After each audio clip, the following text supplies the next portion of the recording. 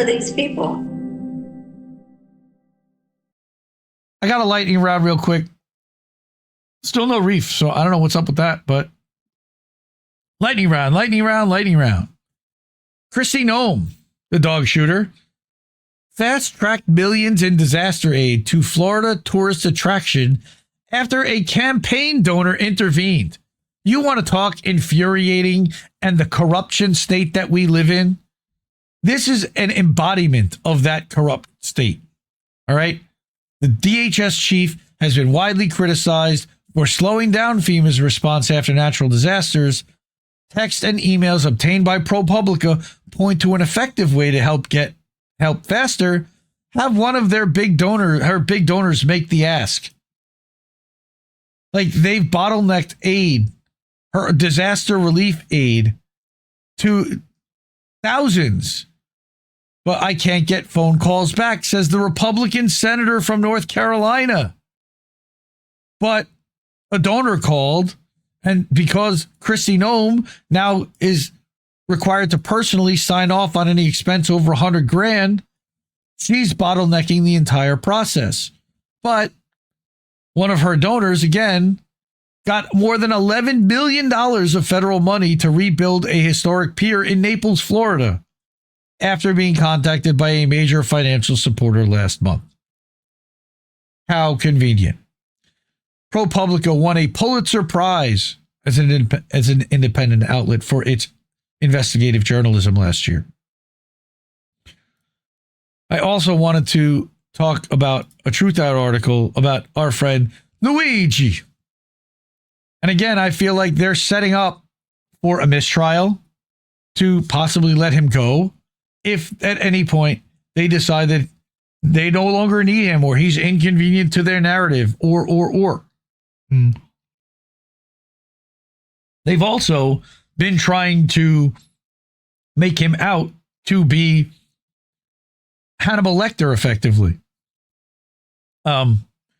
So this article lays out how the DOJ appears to have violated his right to a fair trial because you have the White House press secretary speaking out against him.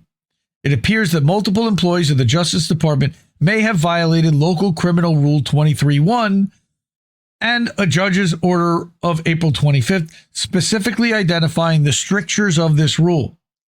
It stipulates that non-lawyer personnel employed by a lawyer's office or subject to a lawyer's supervision in a criminal case has a duty not to release an opinion that a reasonable person would expect to be disseminated by means of public communication, meaning no press conferences.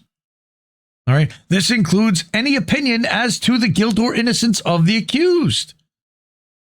With the statements referenced in the letter from Luigi's legal team by two high-ranking staff members of the Department of Justice, including within the Office of the Attorney General, appear to be in direct violation of this rule and the court's April 25th order. So they're likely going to have to let him go in some way. They'll lose some of their cases. On September 19th, the deputy director of the Department of Justice Office of Public Affairs reposted a clip of President Donald Trump saying that Mangione shot someone in the back as clear as you're looking at me, except that it wasn't him. He shot him right in the middle of the back, instantly dead. Prove it was him. You can't. You have a confession? You don't. The DOJ staffer wrote, POTUS is absolutely right. No, he's not. The chief of staff and associate deputy attorney general retweeted the same post. Oh, conveniently, that original post was later deleted because somebody in the White House counsel probably told him that he might have just caused Luigi to have to be set free. Future violations may result in sanctions, including relief specific to the prosecution of this matter. Relief, meaning relieved of having to try it. The letter to the court from Mangione's lawyers includes numerous examples of Trump administration officials speaking about Mangione's alleged guilt in the fatal shooting of United Healthcare CEO Brian Thompson in New York City last year. Luigi again has pleaded not guilty to all charges. They do not have him on tape. They have a shadow of someone in the background. There is no clear picture with his face showing that he did this. He's going to win. They don't have evidence.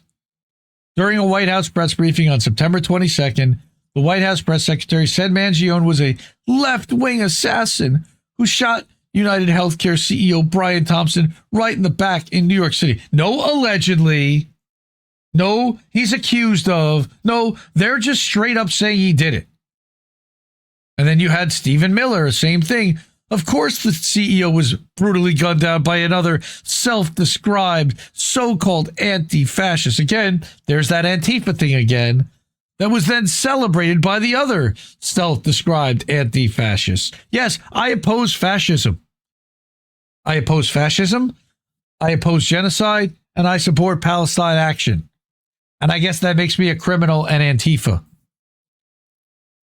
The White House Deputy Chief of Staff for Policy reposted the clip on Twitter because he's a fascist. Mangione's attorneys wrote that the government knows this statement to be false. The government has indelibly prejudiced Mr. Mangione by baselessly linking him to unrelated violent events and left-wing extremist groups, despite there being no connection or affiliation. A recent, tragic, high-profile murder has only increased this prejudicial rhetoric. All right, talking about Charlie Kirk. The attempts to connect Luigi with these incidents and paint him as a left-wing violent extremist are false, prejudicial, and part of a greater political narrative that has no place in any criminal case, especially one where the death penalty is at stake. All right. I guess I read that whole article because it's short and it's a good one. And it's important to talk about Luigi. Free that man. He did not do it. Not guilty. Prove it. And let him go. Why is he not out on bail?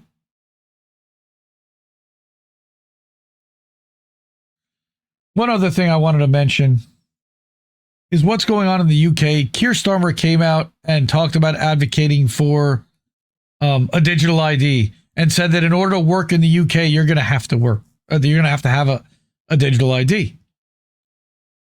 My friend Michael Ginsburg over at Actionable Truth and Actions over on Substack Notes wrote, and he predicted how this plays out. Here's what people in the UK need to understand at this point, that the Starmer junta will escalate the rhetoric around digital ID very aggressively and very quickly for two objectives. One, they actually want to unite all Brits against the current government and self-destruct any electoral prospects that they may have. And two, position the future Reform and Advance UK coalition government, okay, with their sidekick Restore Britain, as saviors, as all of them will come out very strongly in opposition to the digital Brit card. I'm guessing people like Nigel Farage. I could be wrong, but there will be people that oppose it. This same technique has exactly been used in the U.S., with Biden being unelectable and Harris even more so, coupled with Trump promising to kill the woke. Here's what's going to happen after the Reform or Advance UK government takes office. That's probably going to happen after Starmer is no longer prime minister. They're going to say that they're going to have to get tough on immigration and illegals and thus have no choice but to introduce their own digital ID. Whether it's called Brit card or not is irrelevant. They're going to get Stephen Yaxley Lennon under his stage name of Tommy Robinson. Remember, he's an actor. To stoke fears of a white genocide and fracture British society even further around racial and religious lines. We're a white Christian nation, white man fight back, etc., with more racial riots, pogroms, and other chaos. Reminder that Yaxley Lennon is a senior apparatchik for Advance UK and almost certainly an outright Mossad agent, for real. Allegedly. Following number 2, they will introduce a crackdown on civil liberties under the pretext of restoring order, which will also involve some form of digital ID for travel or other activities. I understand they're already telling people traveling to the UK soon that they're going to have to record their fingerprint and retinal scans. Needless to say, the incoming reform advanced UK government will be the single most pro-Zionist government the UK has had for the last 100 years at least. Watch out for this. Just like the Trump administration is the most pro-Zionist U.S. administration, slightly eclipsing the Biden administration. The way out of the current predicament for the UK is not through the ballot box, and never, ever, ever, ever will be as long as the current political setup is in place. None of the above.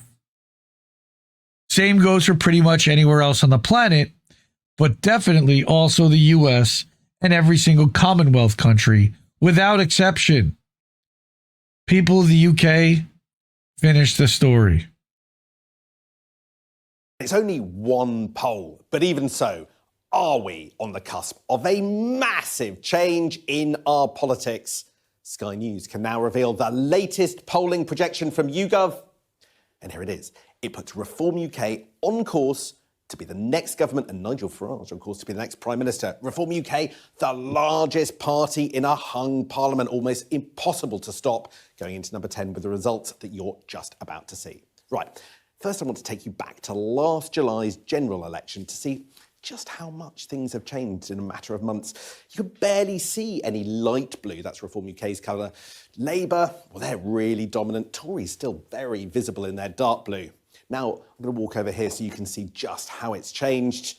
And here it is. Look at this. So much light blue. Really incredible. The North East, the East Midlands and Wales, all Reform UK dominated. Supporting genocide might have hurt them? A few heartland. A third of their seats actually now would be in London. And the Tories, well, they're wiped out in the southwest and not even much dark blue in their southeastern heartlands.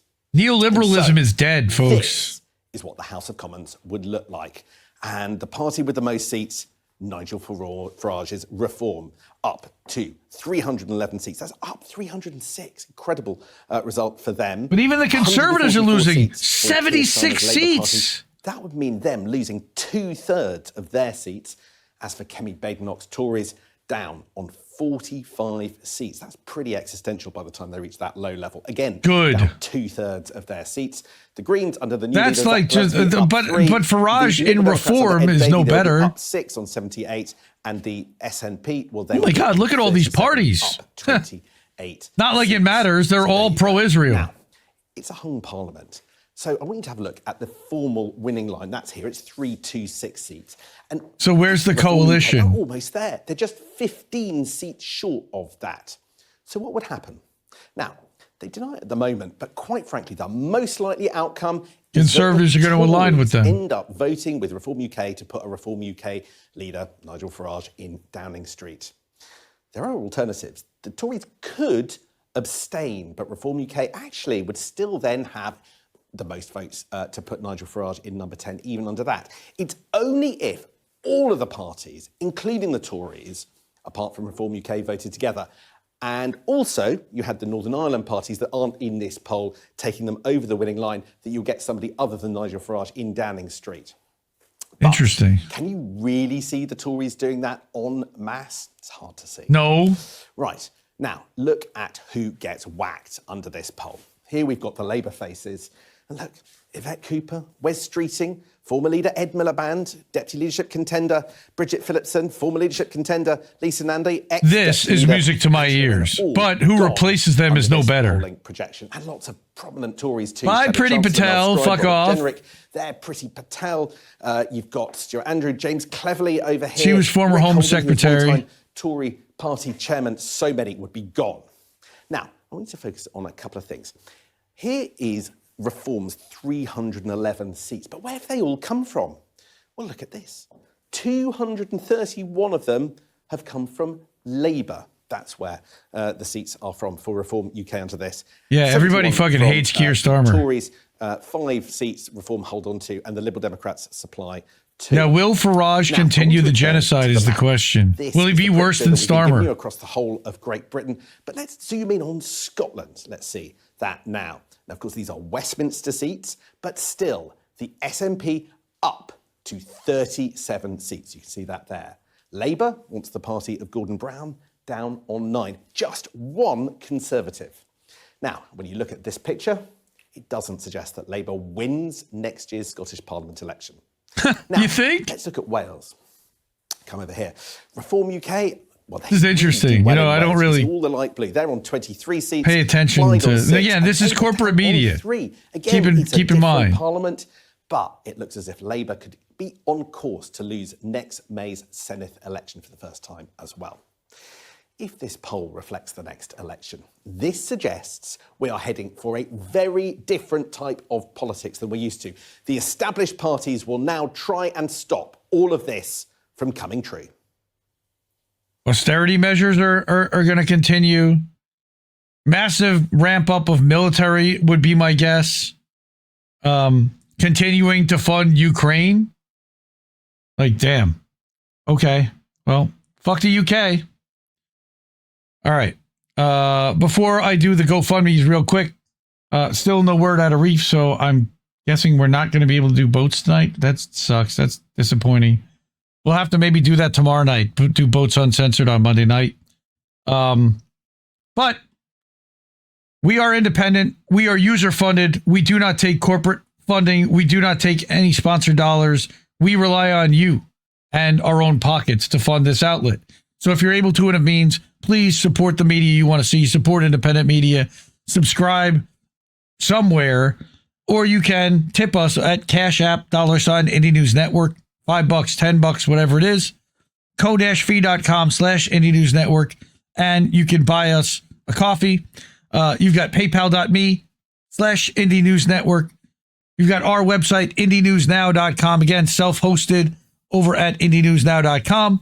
And then we've got indiemediatoday.com, where we have been live this entire time, and INNnewsletter.com, where we publish a weekly update for the network, and several podcasts go out, and occasionally an original article. The best people are hanging out here. So if you're able to, before we head out, support independent media, support these people. These people already did. I enjoy doing the show every Sunday night. I love you. I love you all, and I appreciate you all for putting up with me. And yeah, that was a long, ranting, depressing fuck Israel segment. I apologize. Lord, I apologize.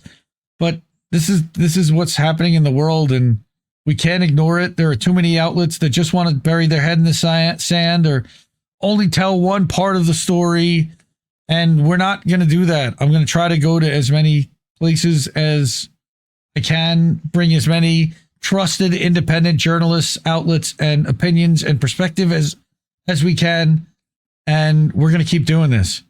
So, all right, I don't have any of his goodbye, although I do have this. No, we just fucking lost the stream. Night, everyone. Love you. I guess this isn't such an awful place. Is that what you want me to say? You prove it's possible to sleep for days, and I still think you're right here awake. The cost of living isn't much to make, but God, it's so hard to say. And when they told you everything was safe, were you safe?